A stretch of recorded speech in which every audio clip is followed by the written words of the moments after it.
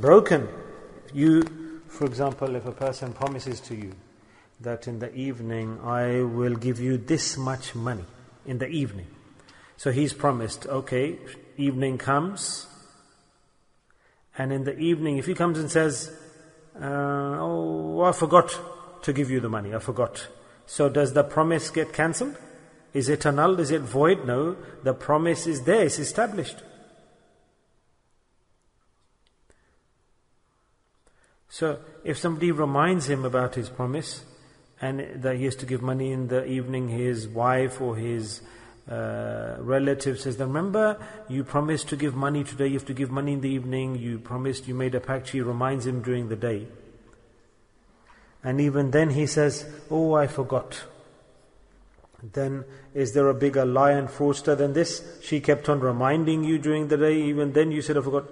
Yes, but one is forgetting without any reminder. Secondly is to forget despite the continual reminders. So the promise is there and it's been broken. In the same way, Allah subhanahu wa ta'ala, the promise we made to Allah, we all of us promised to Allah, and that promise is there, is established, and nobody's forgotten the promise. It's present, it's in existence, and that promise is within our ruh, our soul. But Allah subhanahu wa ta'ala's mercy to us is such that Allah ta'ala even then additionally continuously reminds us about the promise so that we don't forget. Allah ta'ala, for His select special human beings, Allah ta'ala kept on sending His Anbiya alayhimus salam, and all of the prophets had one mission: to continuously remind the humans, the mankind, that the final prophet will come. His ism is Ahmad, whose name will be Ahmad. And all of us, they came to remind us about this promise that we made, that His Sharia will be the final Sharia, His way. Whoever follows His Sharia, whoever adopts and embraces His Sunnah, whoever follows His lifestyle will be successful. This was a continuous message over time and the ages. So the promise that all the prophets came to their ummahs and nations to remind them that the final prophet will come. And even those prophets said, Allah, can you include us in that ummah? The prophets requested this about the Holy Prophet sallallahu alaihi wasallam. After hearing about his greatness and importance and how he is the greatest personality, the Habib of Allah will come. What about it? Isn't it good for us that we are also in the ummah? Subhanallah, thought the Anbiya alayhi salam, and subhanallah, Allah has made us sitting at the desire of the Anbiya. Allah has allowed us to be in this ummah, the ummah of the Holy Prophet sallallahu alaihi wasallam. So, a promise, if a person forgets, and the shayateen, they had put him into difficulty and challenge. We're being told this when a person dies, when he's about to pass away, and it's a challenging time. Who's telling us? The Holy Prophet sallallahu alaihi wasallam is telling us. His Sharia is telling us what happens. We don't even know this ilm, this knowledge. Yeah, look what other people do. But when a person's passing away, at that time what occurs? His position is that shayateen, they attack him with force. Remember, this time will come to all of us. We read these things. The reason is that Allah Ta'ala is reminding us repeatedly about our deen, our lives. May Allah Ta'ala give us a tawfiq to practice. We're not wasting time discussing this. These are very important points we're discussing now. Listen clearly to what I'm saying. When we will die, at the time of death, when the soul will be pulled out, can come any time to any of us. Yes, various people have died in front of us. Many janazas from our own families have taken place, and shayateen will come at death. We won't see them. Who's telling us? The Holy Prophet sallallahu alaihi wasallam, Sharia and Sunnah is telling us this fact. Subhanallah.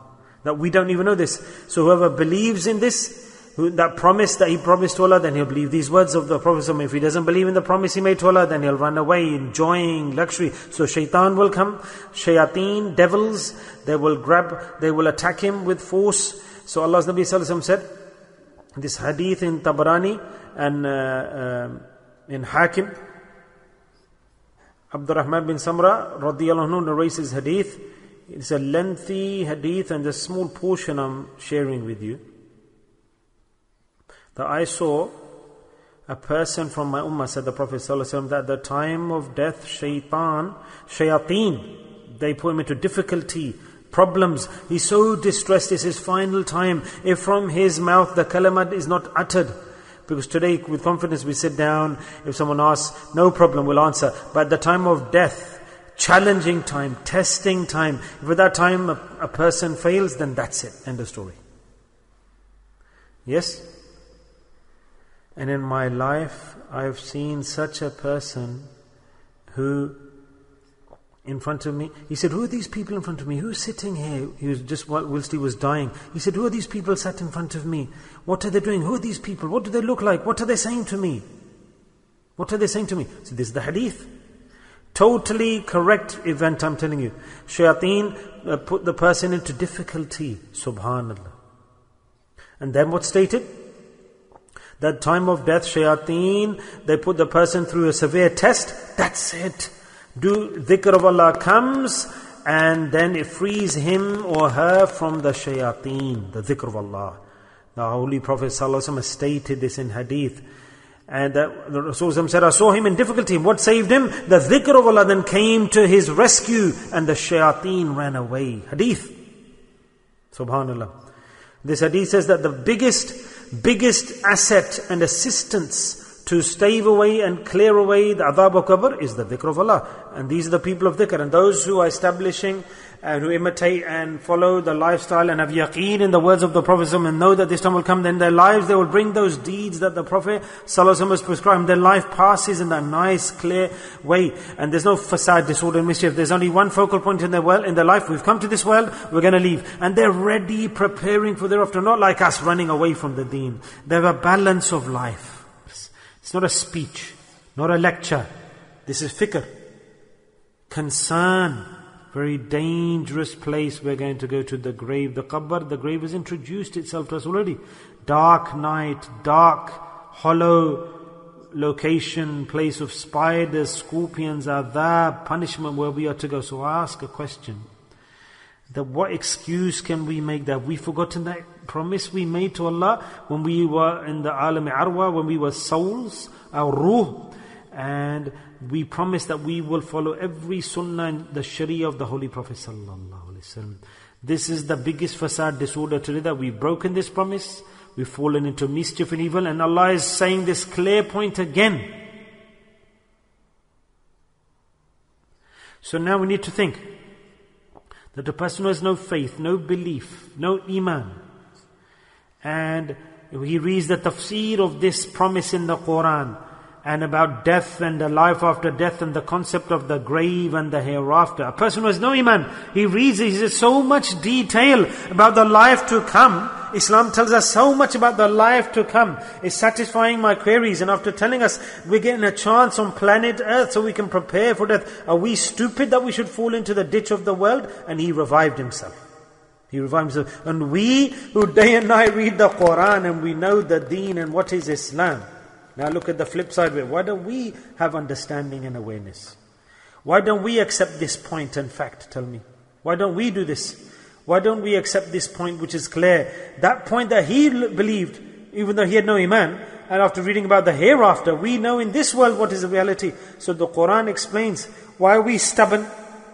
Why are we stubborn that these points don't absorb into our brain cells? We haven't forgotten. It is rejection, we're doing rejection. We are rejecting Allah's Sharia and the Sunnah of Rasulullah. There are different ways of rejecting, different forms. One rejection is I don't believe. That's number one category. Category number one, not to believe. One is to then believe but don't practice. That's also rejection. We believe but no amal. That's also rejection. That's also rejecting. And then if you practice but then you criticize. We raise objections. Why is this like this? Why do I have to do this? Why is this necessary? Why do I have to go there? Why is this possible? Why was this made like this? Category 3. So to criticize or complain. And then number 4, to oppose, to change the deen that Rasulullah brought, to change it, take a U-turn.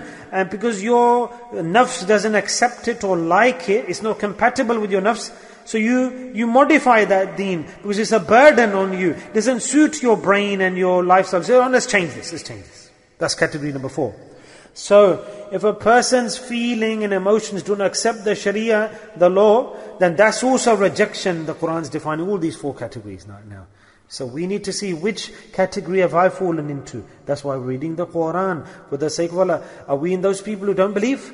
Have we rejected deen plain outright? Or number 2, are we in those people who believe but don't do amal? Yes, that we believe in Allah, we don't practice. If it is like that, then recite. If we don't believe, then recite kalama straight away and become a Muslim. After learning these verses today. Allah Ta'ala says clearly, very soon, ثُمَّ إِلَيْهِ تُرْجَعُونَ. Very soon you will come back to me. I'll call you back to me. Don't worry, Allah says. Don't worry. No much time you're going to stay in the world.